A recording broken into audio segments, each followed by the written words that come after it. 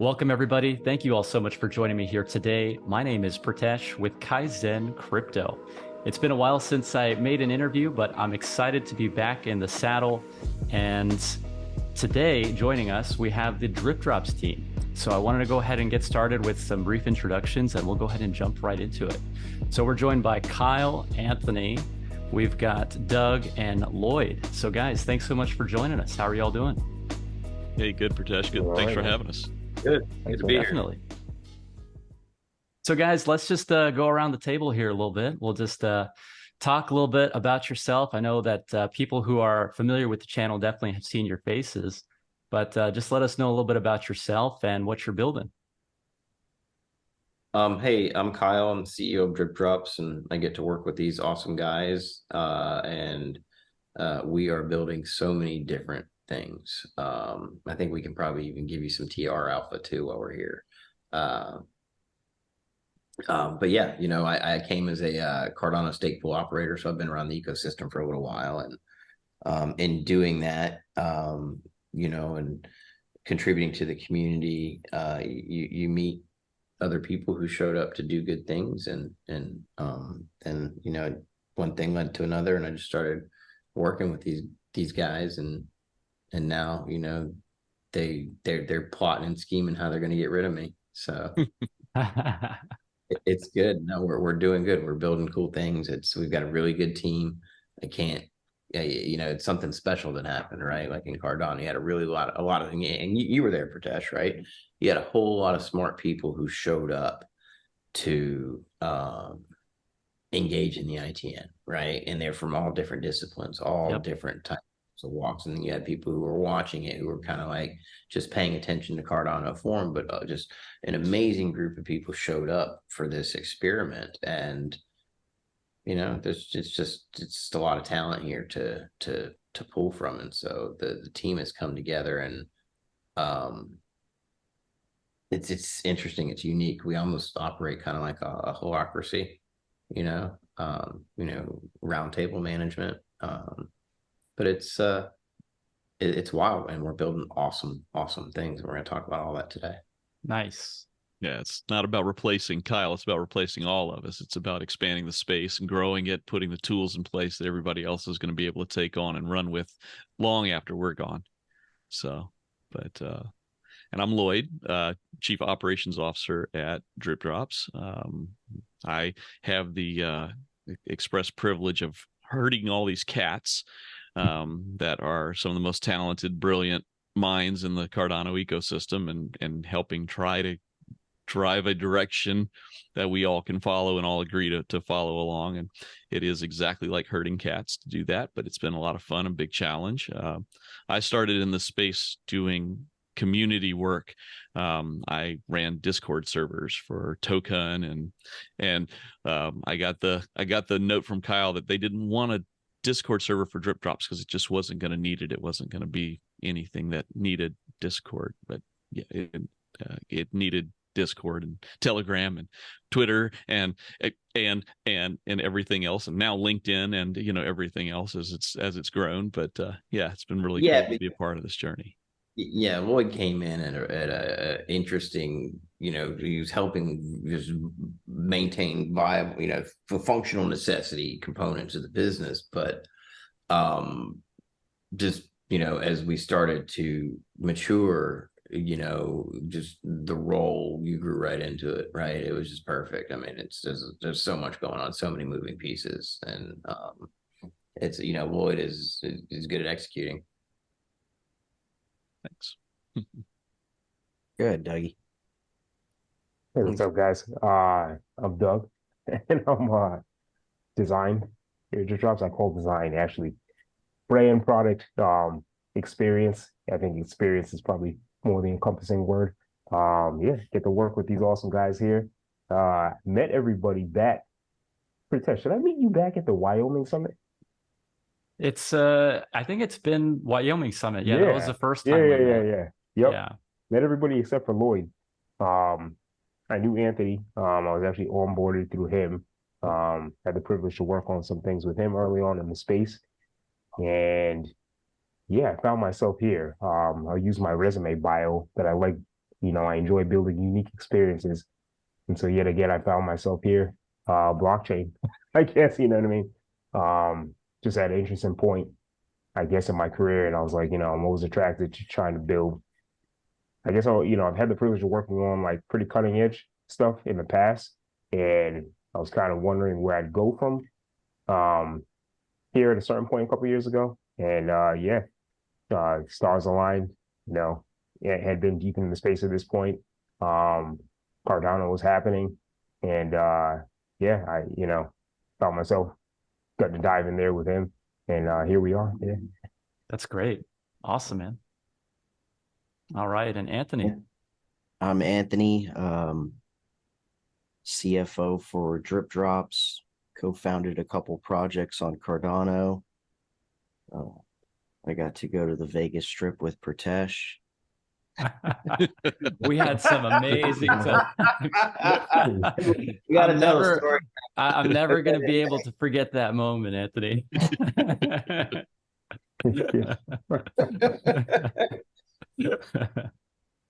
Yeah, and that's pretty much it. Let's get into it. Absolutely, absolutely. So, guys, thanks so much for joining. You know, it's really great to see. Despite this market, you know, we're still heads down, nose to the grind every day. And that's really cool. You know, it's exciting to follow along with projects who are just relentless about building great products and great experiences for Cardano. So here we're talking about DripDropz, and then you guys also have a new product coming out called Mainstreet. So if you wanted to go ahead and let's maybe give the audience a bit of background on DripDropz, talk about what you guys have built, where you're going with the project from here, and then maybe we can get into Mainstreet as well. Yeah, I mean, I think DripDropz is more a story about a team coming together, right? I mean, from a high level. I mean, we came out the gate. It happened in Wyoming, right? We were there, like, we threw what 90 pounds of dry ice in the tub the night. All mystified, and Pritesh will splice in a picture here. There's like 4 or 5 inches of just this mist from all this dry ice. Anyways, yeah, but like the whole point is, you know, going to these shows is important because you know, we've honestly been working together for what, a couple of years at that point, right? Or, you know, we're competitors at the stake pool level, right? Pritesh, the way we all showed up, and same is true, you know, in that regard. But you work with people and you come together. And you know, the idea behind DripDropz is there was a vulnerability in the ecosystem. We saw a threat where massive amounts of stake was moving, and it was moving in a manner to pools that didn't necessarily need a pledge to benefit. So, but it was pledge was broken, right? And it was a vector. ISPOs are a vector, and so not only to, you know, do what was best, you know, for the ecosystem, right? Preserve the businesses of hundreds and hundreds of stake pool operators, right? Or, you know, but also there was, you know,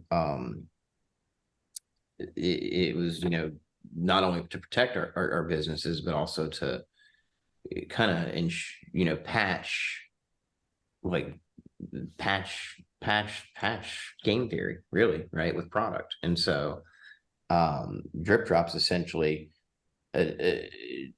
is the bona fide first degen on Cardano, right? Like, well, ISPOs where people were chasing tokens, and so we're like, well, once, you know, it started with Anthony, and Anthony and I were talking about how we could counter ISPOs, right? You guys were running Token at the time, and Token had a token, and you know, we had some tokens to add a Doge and space coins. Right, well, let's give them more than one token, and then let's give them all the tokens, right? And so it was just this concept. And Andrew, you know, we're close to Andrew, and we just went to Wyoming and we just had some conversations. And I don't know, Ant, what do you remember? Like breakfast with Rick, and Rick was like, "Yeah, let's do it." And you know, Andrew had fire hose, and he had it on pool perks, and it's like, "No, Andrew, let's go put it on this." And he's like, "Yeah."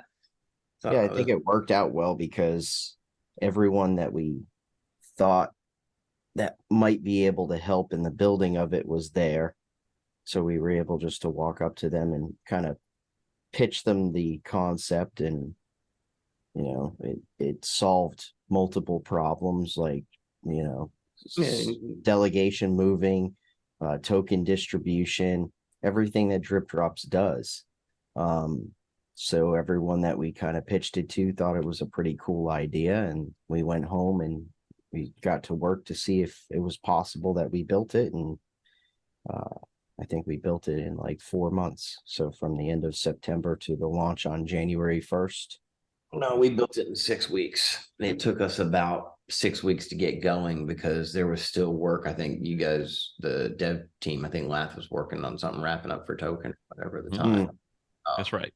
Yeah, that's how I got involved, because Token was kind of switching gears a little and working on the DripDrops stuff, and that's exactly how I started getting involved. It's like, well, wait a minute, these guys are they've got the tech side of this down pat, but there's some things that still need to be pushed in, and they were resistant at first, which was pretty cool. I didn't mind, but they were resistant at first. I'm like, no, we're gonna need this. I'm like, look, I'll build it and we'll see if it ends up working. And we had like 3,000 people in the Discord server in 24 hours. It's like, yeah, we needed that.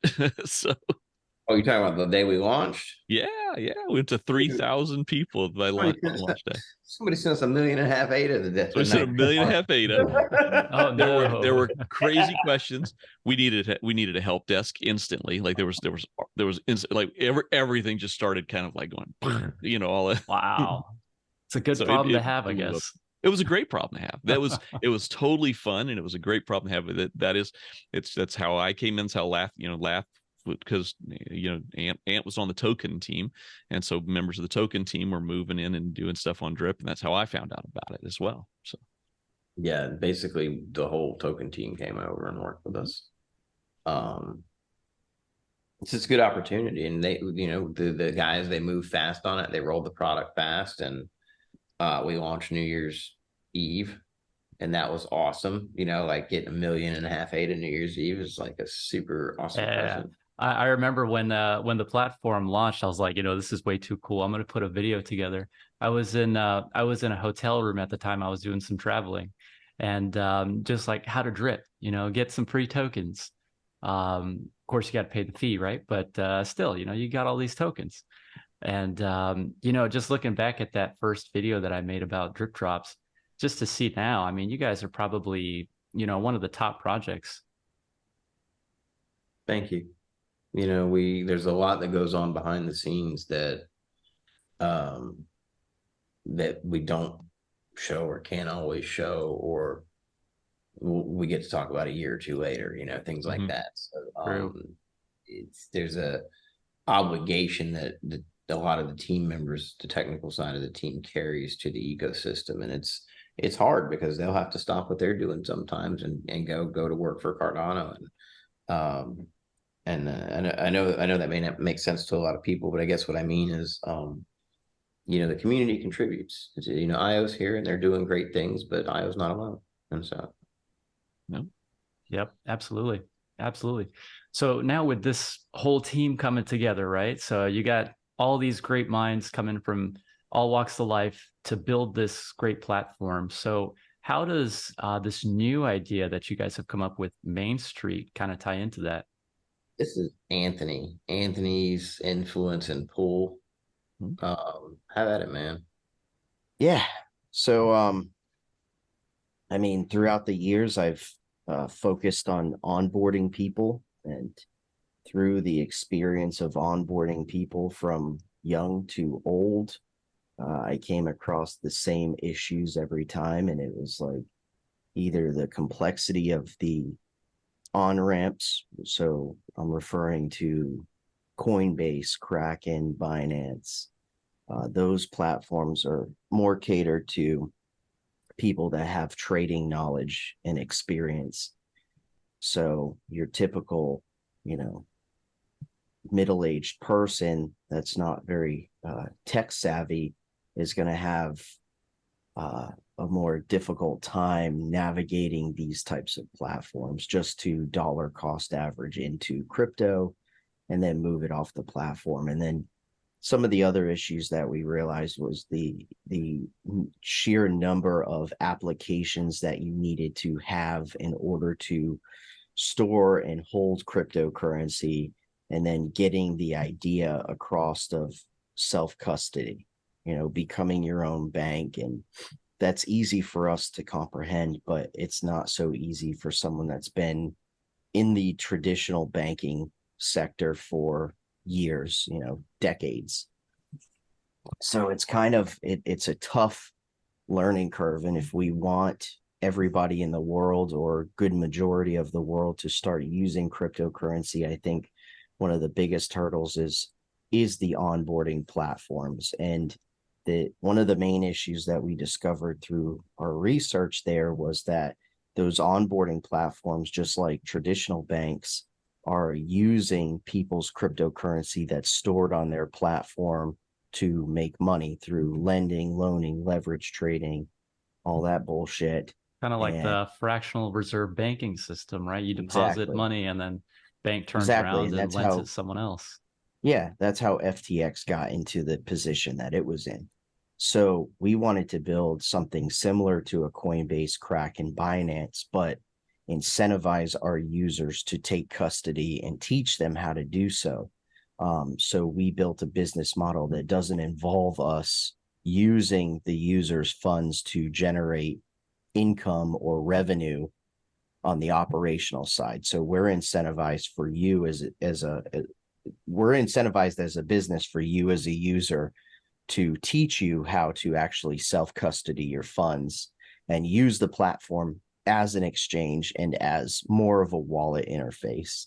So that brings us to our second issue that we discovered over the course of time was point of sale systems. And this is kind of what brought Mainstreet full circle, was through my onboarding process. I met with all walks of life, including business owners. And then it was, the next step is, once they were onboarded, I kept harassing, and this happens to be my barber, Billy, kept harassing him about taking crypto for haircuts. And he was like, yeah, after I onboarded him, he was like, yeah, that's fine, but like, how can I do that? And then that's where the second problem came to light, was like, hey, either a point of sale system or you have to have a wallet. So we started to look into it, and basically, if I wanted to pay in Bitcoin, or I wanted to pay in ADA or Ethereum or whatever, he would have to have wallets for each one of those. And then that becomes an accounting nightmare. So at the same time, Mainstreet's full suite was kind of conceived, so was FatAss, our accounting software. So FatAss is the open source version of the accounting. Like, if you accept Bitcoin or ADA or Ethereum, it helps you with your accounting and importing into QuickBooks, regardless if you're using Mainstreet or not. And then Mainstreet has everything and more built into one platform. And, further on Mainstreet, I think it's important to understand that a crypto adoption is something that's going to take generations, right? It's not going to happen overnight. And along the way, there are going to be massive amounts of individuals who will become exposed to crypto through custodial solutions. And that's what Mainstreet is. It's a custodial solution to make onboarding and exposure to crypto extremely easy. It enables merchants to accept crypto without any burden to their existing operations whatsoever. It's seamless integration with their financial system. So you could have a mom and pop that's completely unexposed to crypto whatsoever, and you give them the ability to accept crypto payments. And so now anybody can come in and accept, the supported cryptocurrencies, all the main stuff that we support, right, and pay with that. And the merchant can receive fiat on their end, and there's no discrepancy, no loss, no, they have to go on board and get this wallet and that wallet and that wallet to support all the different currencies they receive. All the conversion happens in the back end on the platform.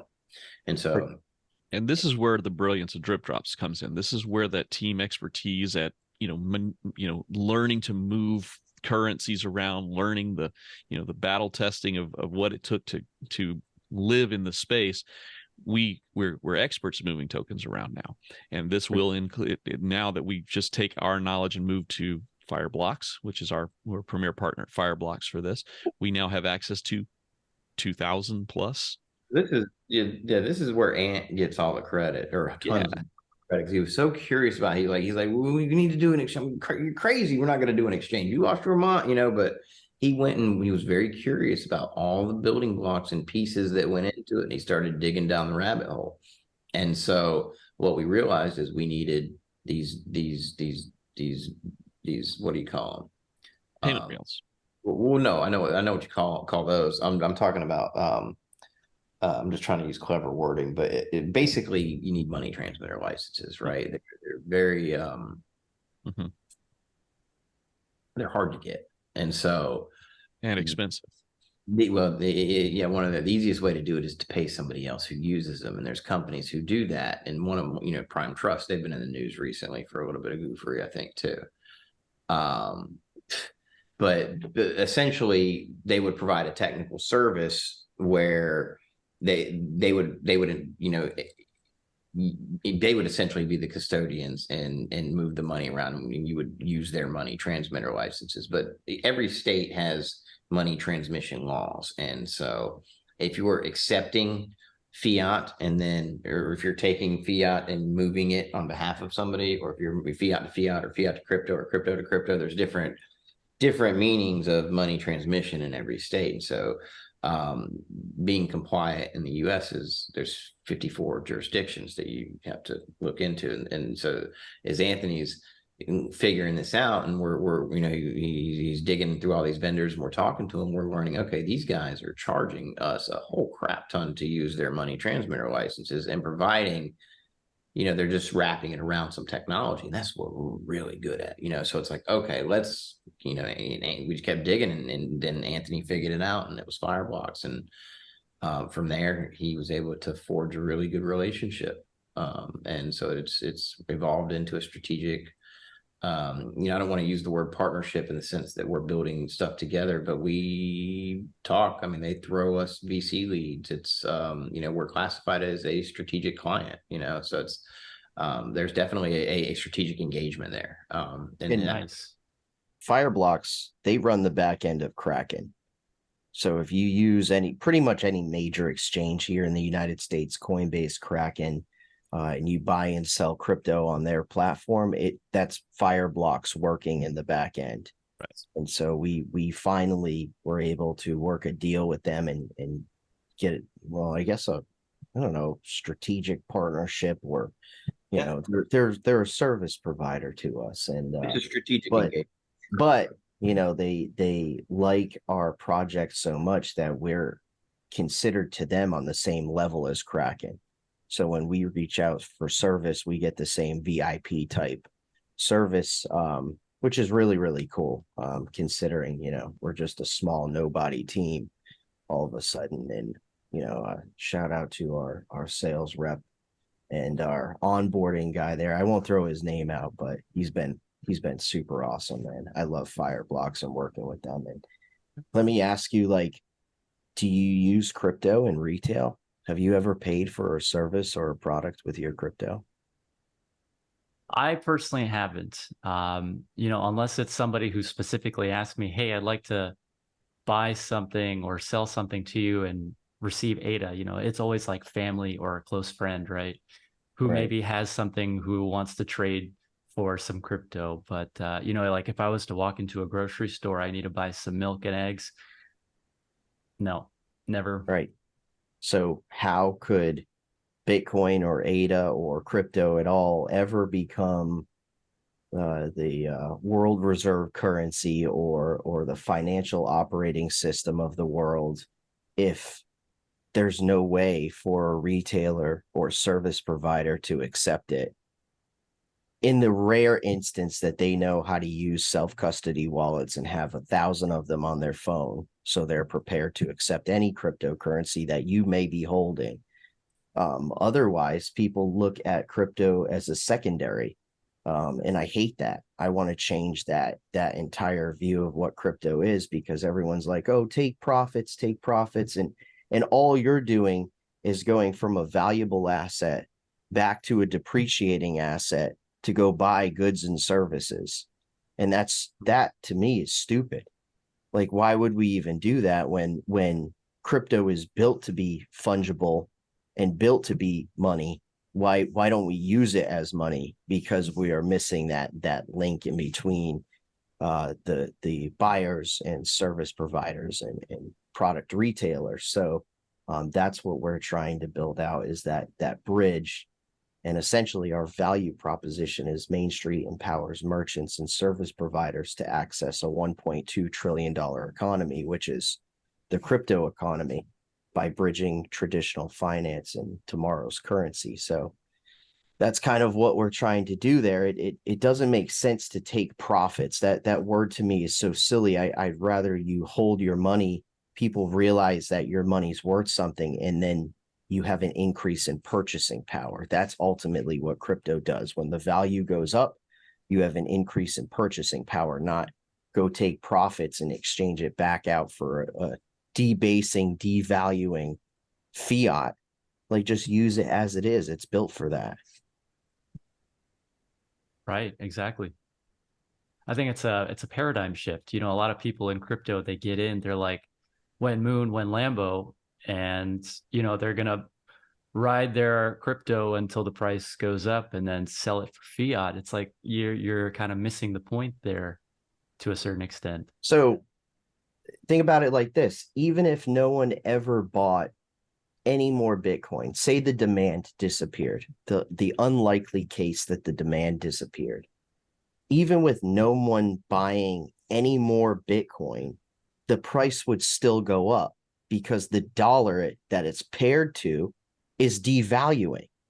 So the number of dollars that it takes to purchase a Bitcoin will naturally go up anyway. Just like milk, bread, or eggs. It doesn't cost more to fucking lay an egg or make a loaf of bread.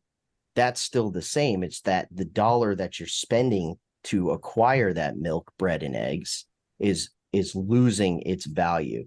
Same thing with houses, cars, all of it. Everything that you see go up in price is not getting more expensive to produce or more difficult to produce. It's that the purchasing, the money to purchase it is becoming more and more devalued every day. So why would we ever need a circumstance where we swap from a valuable asset to a non-valuable asset just for the purpose of exchange, when we're fully capable of doing that with the original asset? Absolutely. So now, in terms of being able to, so I guess the idea behind Mainstreet is like being able to create an on and off ramp for merchants and service providers to be able to accept crypto. So in that instance, from a everyday use case standpoint, you know, I see a lot of people, they've got Apple Pay, Samsung Pay. Of course, we've all got debit cards linked to our bank accounts.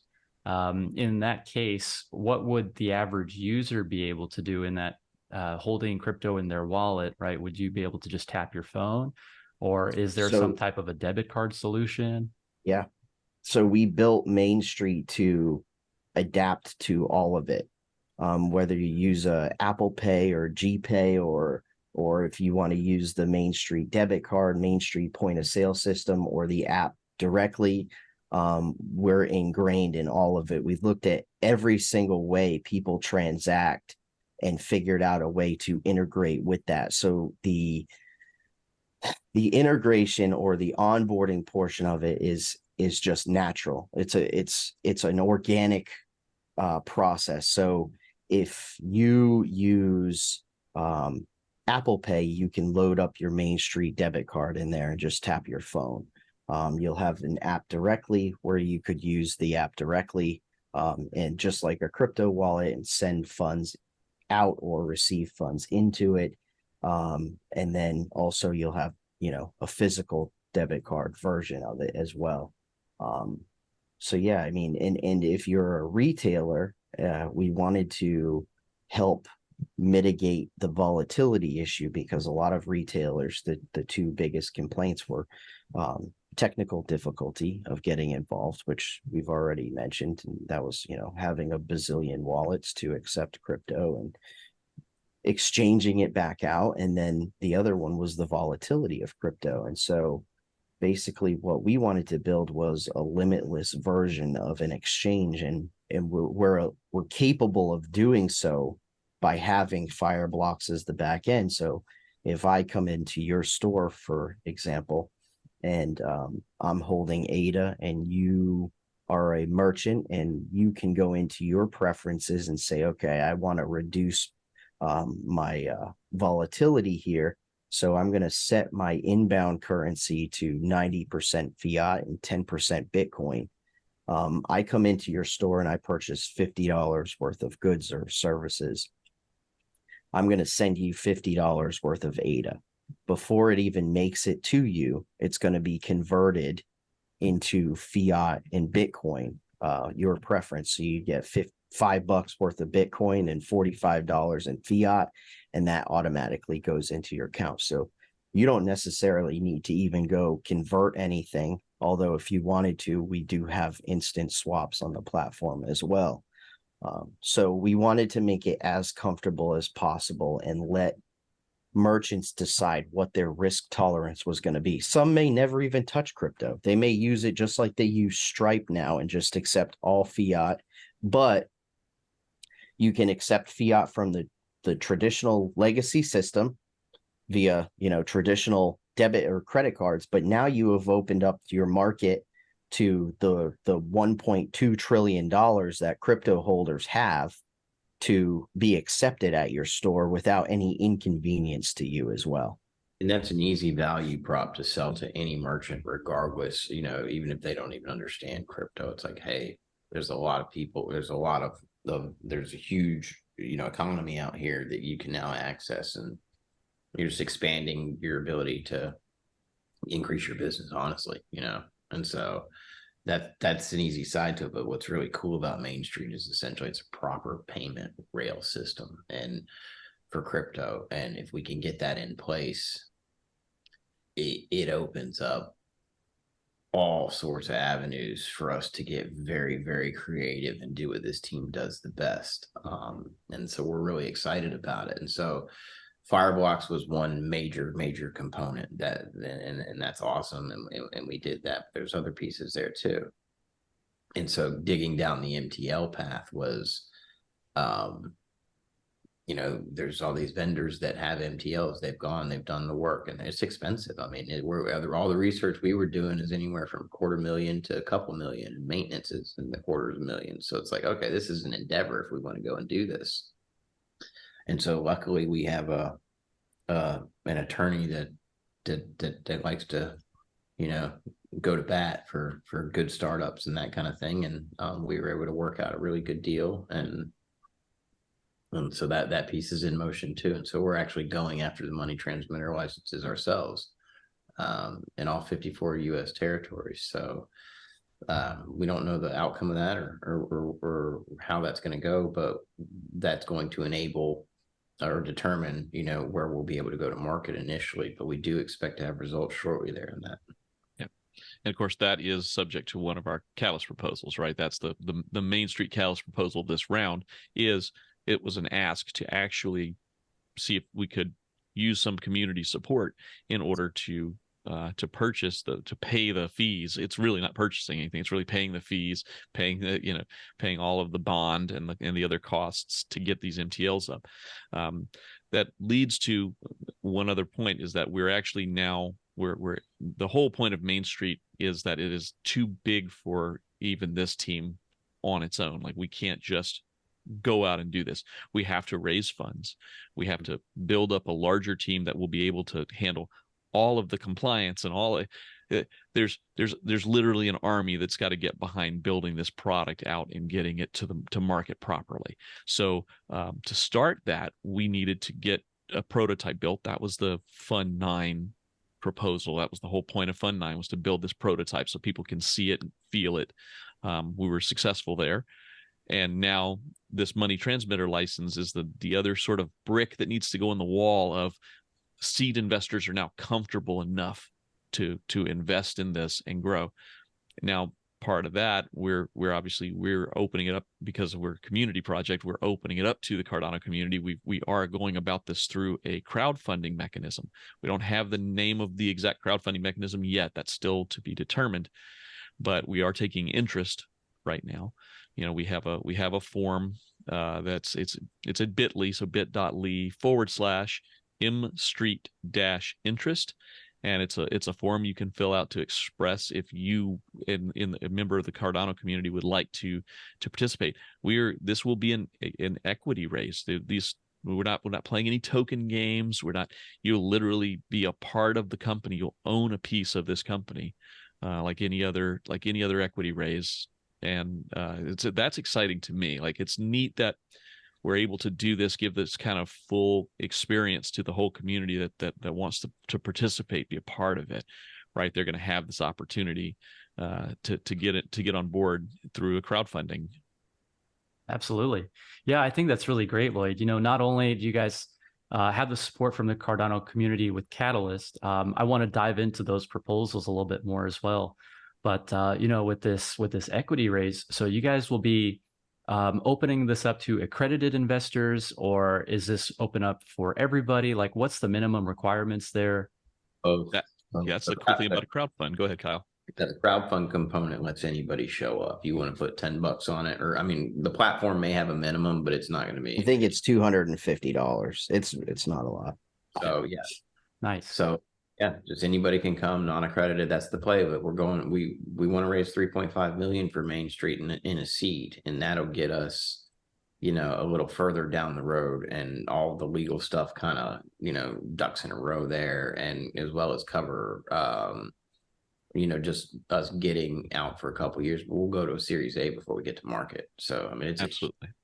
I won't talk about the numbers here, but the raise type that we're doing is called a safe raise. So you invest, and then when we get to our Series A funding round and there is an evaluation issued on the company and an evaluation issued on the shares, you get a benefit of being one of the first investors. So you get, you know, basically a higher equity percent over the Series A raise. So that's when your evaluation and your equity is determined when we make it to from our seed funding to our Series A.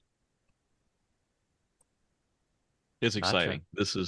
This is just where rubber meets the road with this kind of stuff, and you know, it's just so cool to see this and being able to participate with the community as we do the build. Yeah, definitely. You know, it'd be really cool. So now with this, you're going to have like stocks pretty much like with an IPO. Is that the idea? Yeah. For real equity. Yeah. Yeah. So we're going to like stock in the. We're going to go rock Silicon Valley, Pritesh. That's incredible. You know, you got this Cardano based company on the New York Stock Exchange. That's I don't know if we're going to go public. We don't know if we're going public or not. Like, we can't, none of that stuff. Maybe one day if we get big enough. That would be we got to get through our seed, Series A, and possibly a Series B before we could even go public. But at that point, if we've proven ourselves through those 3 rounds, it's a possibility that could happen. That's cool. I don't know if we'll be here when that happens. Maybe not exactly, but the company certainly, if we set the trajectory right, the company could certainly get there. Yeah, no. What's amazing though is that Mainstreet is a vessel that the team we have can really get behind, and it's something we can do, and it's, you know, the talent from the team is there. You know, our technical expertise. These guys come from some of the best companies in the world, you know, so it's not like this isn't a misfit show. It's gonna be a good rampage. So because I mean, we're used to operating like, you know, just scrapping, just, you know, just straight scrap. We built what we have so far on our Catalyst Fund 9 funding. And that includes, you know, user walkthroughs, design, branding, probably about 70% of the screens that we need are all designed out, except for the unique user walkthroughs, and we're working those out. But pitch deck, contracts signed with places like Fireblocks, all for like around $250,000, Yeah. $250,000, basically.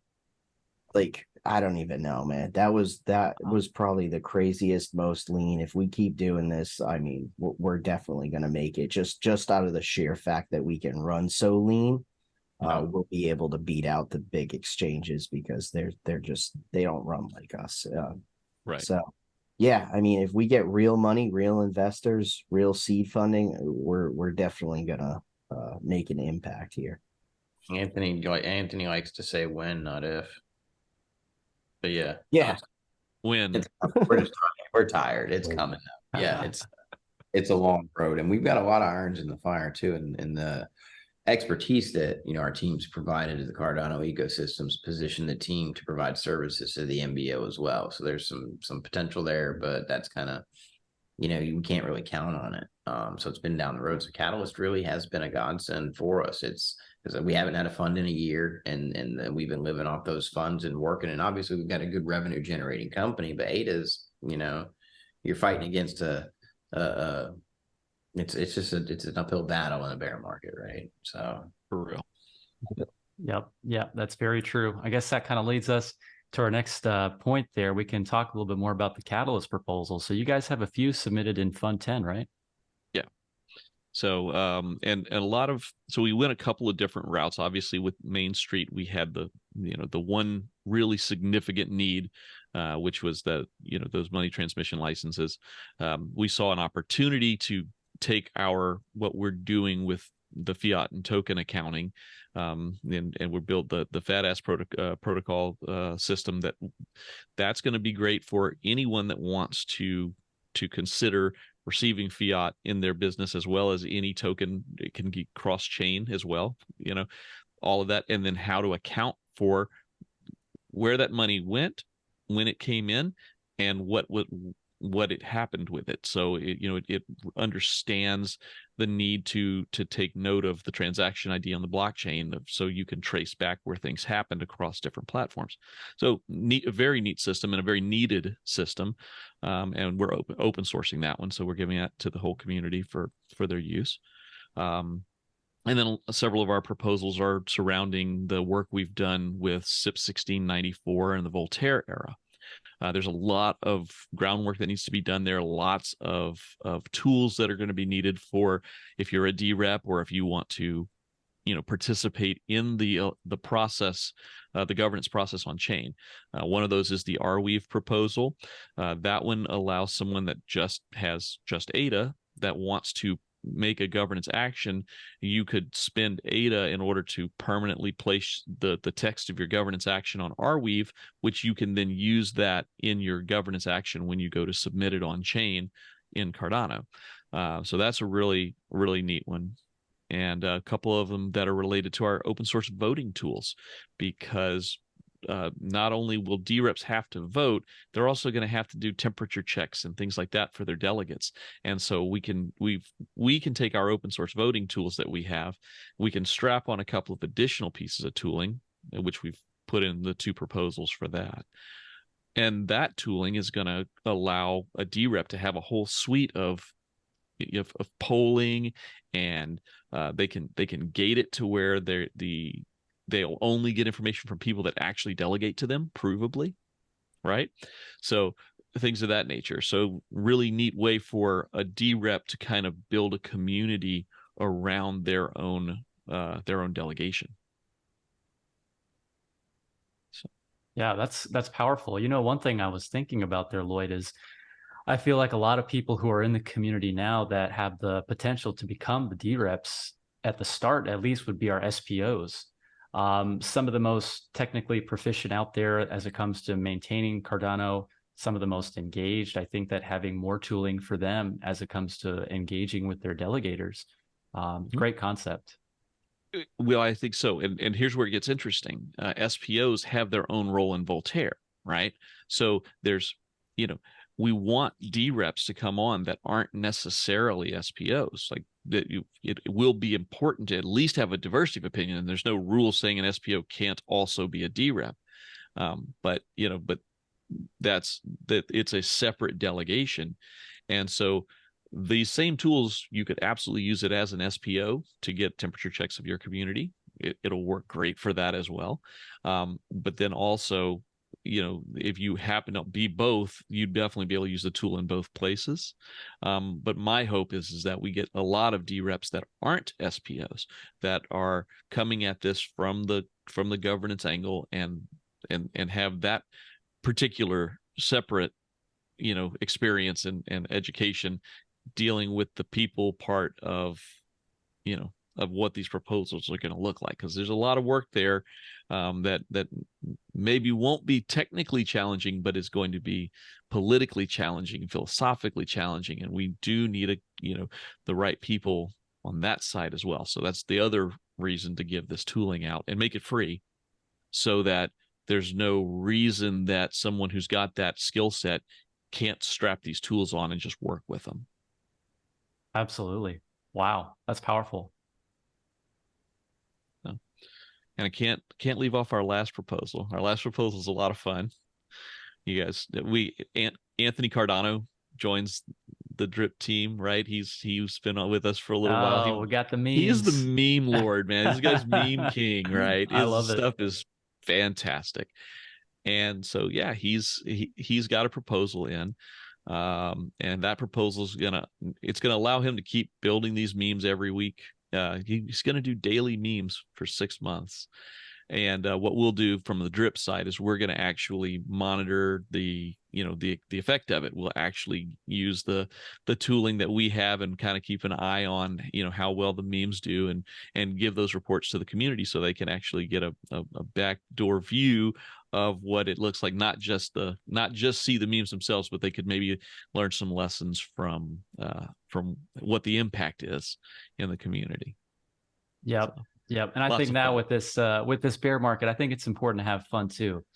We're building some pretty life-changing stuff here, but I think the day-to-day can get kind of monotonous. So just being able to laugh a little bit as this market's not easy on anybody. So that's great. I'm excited about that. So, but yeah, those are the proposals under the Drip name, and and we're happy to support all of them. Each one of them has their own reason. Each one of them has their own path. They don't even interact necessarily. Like we have a different dev on each one, so there's no issues with having all 6 proposals go through, or if the community doesn't support them all because of the budget or whatever, that's also fine. The only thing, and that was a question that was asked to me the other day, and I'm glad it got asked. It's like, what do you do if you don't get the funding? I'm like, well, we just keep building. It won't be as fast. We maybe can't put out as much communication about it, maybe not as polished right away, right? Those are the limitations you have when funding's limited. So it's not that we'll stop building. We're always going to keep building, but we will make sure, if we don't have funding, we'll just have to build a little slower until some more funding shows up. Yeah, absolutely. It's I think Kyle, you said it was like a year between Fund 9 and Fund 10. Wow, right? Yeah, something like that. I wonder, is that going to become a regular thing, or was we're getting into cadence now? Yeah, so there's going to be 3 years. So thankfully, with Fund 10, there's a new category, Catalyst. There's Catalyst systems improvements, and then there's a Catalyst. I'm forgetting the other word that they use, but it's the maintenance, Catalyst management. And what they're doing with that proposal, if IOG is successful and wins the proposal, there's going to be a Fund 11, 12, and 13 in next year. So there'll be every 4 months or so is what the cadence will be that we'll have funds. So Fund 10 is super competitive. I think part of that reason is the fact that it's been a year, and it has. So the first payments that went out were November of 22. Those were the first payments that went out in Fund 9. So the first payments in Fund 10 will go out November of 23 at the earliest. Like if everything from now goes right, the first payments will go out November of 23. If everything goes right. If it, like, yeah, major caveat there Right. is that the first round of payments from Fund 10 will be November of 23. So and then but if you have a good cadence now, if we have 3 funds during 24, I think the urgency that a lot of the teams are feeling right now will diminish, because some of the teams are going to get the funding they need now in 10. They're going to get their nose down and they're going to get to work, and they maybe won't be, if they're competing at all, it'll be lower levels of competing in 11, 12, 13, right? As they've got a year's worth of build in there, or 6 months, or whatever it is. And having that regular cadence should over time bring that huge demand down. I did the math the other day. We went through the really obvious scam stuff and dumped that. There was still probably 180 million to almost 200 million worth of perfectly legitimate projects that will impact some people in Cardano in some positive, meaningful way for $50 million budget. Huge demand, tight budget. So hopefully that can get back into something a little more normal, or maybe, and I've said this the other day too, maybe we expand with a new approach, maybe something out of the MBO, right? Yeah. Where there's some alternative sources of funding for some of this demand. So we could. There are emerging entities that I believe qualify for different caliber funding. Yeah. And so it'll be interesting to see that grow, right? And so, we're all involved in the governance. This is what Voltaire is going to look like. We'll be having a budget. We have a digital nation with a budget. How are we going to spend that budget? And so as time changes, Catalyst will just be one of many ways that budgets will be fulfilled for working teams. And it's just going to be interesting to see how it grows from there. Yeah, absolutely. Yeah, I think I agree with you. Just to see the competition out there right now for Fund 10, it's tough. It's very tough, especially with the market how it is now. But I just learned this today after hearing it from you, Lloyd. So hopefully things go well, and we do have 3 next year. 3 funding rounds. That would be nice, and I think relieve a lot of pressure that many projects are facing right now. That's the hope. We don't want to see any of the teams building to leave. That's the most important thing. The teams that are building, we want them here. We want them getting the funding that they need to survive, to build the good tools. We want that for all of them. I don't want any of the scam stuff here. Obviously, that stuff can all, just go burn. I'm great with that stuff going away, but these teams that are working, no. I mean, but it really hurt the ecosystem having last year as the heat of the bear. Like it's been bloody. It's been brutal. I mean, if I can't see how most teams are even more than a shell, but you know what I'm saying? Like it's hard. Like we came out the gate with revenue, like good revenue, and like that's hard to do. And like, very few people or companies we're doing revenue like that to sustain. And hopefully Catalyst sustained the ones that needed to be here, because the faces are still here. That's good for the most part, but man, it's rough out there. Yeah. So we need to get a cadence soon, or the market needs to. I mean, the market turns around, we're fine because we've got 8 revenue streams coming in. But market's not fine right now, so it's like we got to have a little sustenance.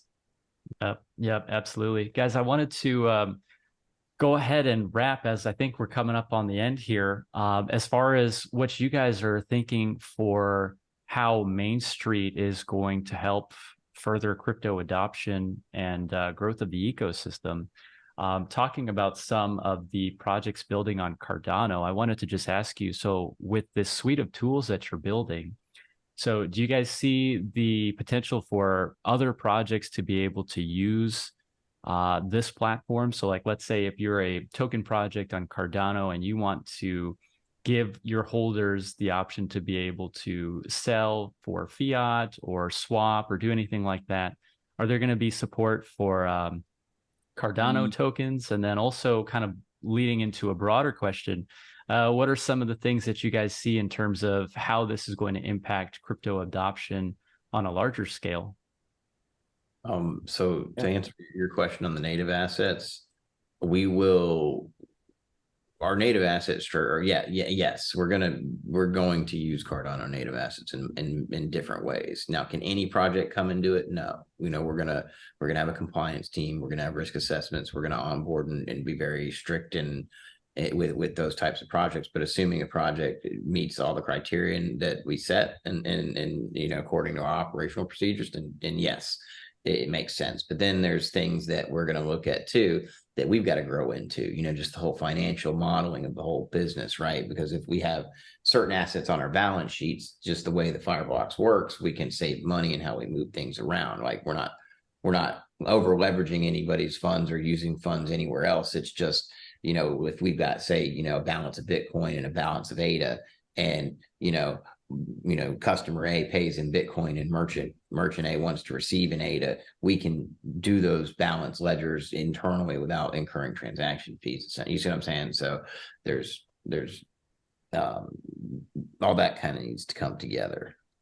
Yeah, we can't release very many details yet, but we have a very high priority for digital asset handling, and that includes tokens, NFTs, that gets merchants involved, that gets consumers involved. So we're introducing digital assets to the mainstream in a more utilized way. So loyalty points, rewards, things like that, that merchants are interested in dealing with and giving away. That's where our focus really begins on Mainstreet, where we think it would be most applicable. Then as far as like the inclusion utility, we would like to focus on something like a MoonPay, where we integrate with wallets. So you have your fiat on and off ramp directly from a custodial wallet. And then we would have, custodial wallet partners in that regard. And then as far as bringing people in, onboarding in the overall cryptocurrency scene, I think this has just been a missing tool from the very beginning. As I spoke on earlier, the on-ramps are not incentivized to this type of behavior because they make money with your crypto being on their platform, whereas we don't focus on that. That's not our business model. We maintain 100% of the user funds, so we'll never run into an FTX situation. With that being said, because our business model is not encompassing facilitating user funds to make money, we're incentivized to do different types of things with the users, and part of that is having them become self-custodial and teaching them how to use it. So I think just, that whole mantra of not your keys, not your coins is so deeply ingrained in Mainstreet, and we're such crypto purists here that we wanted to build the platform from the ground up differently than every other exchange has been. So I think people that onboard through Mainstreet versus through the other exchanges will just be more educated and better off in the crypto space, more likely to avoid scams, more likely to be able to handle their assets and become their own bank. And that's what we want. We want highly educated, well-trained crypto holders to onboard and become crypto holders through the Mainstreet platform.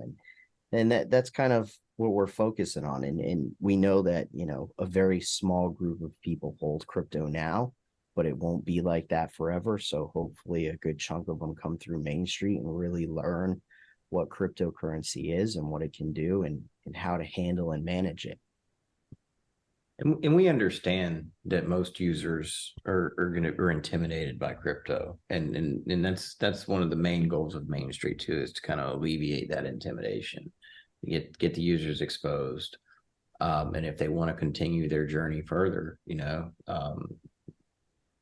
provide those the right educational material in a safe environment for them to do that, because I mean it's challenging being your own bank.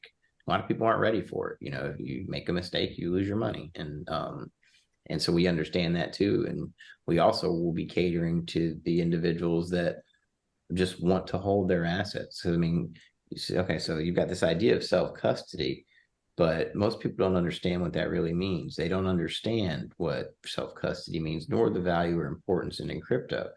You say, I own crypto, but I own stock. Okay. Do you hold, you see what I'm saying? But is it the same? Well, I log into my E-Trade account and I see all my stock right there. I'm fine. It's good. It's all right there.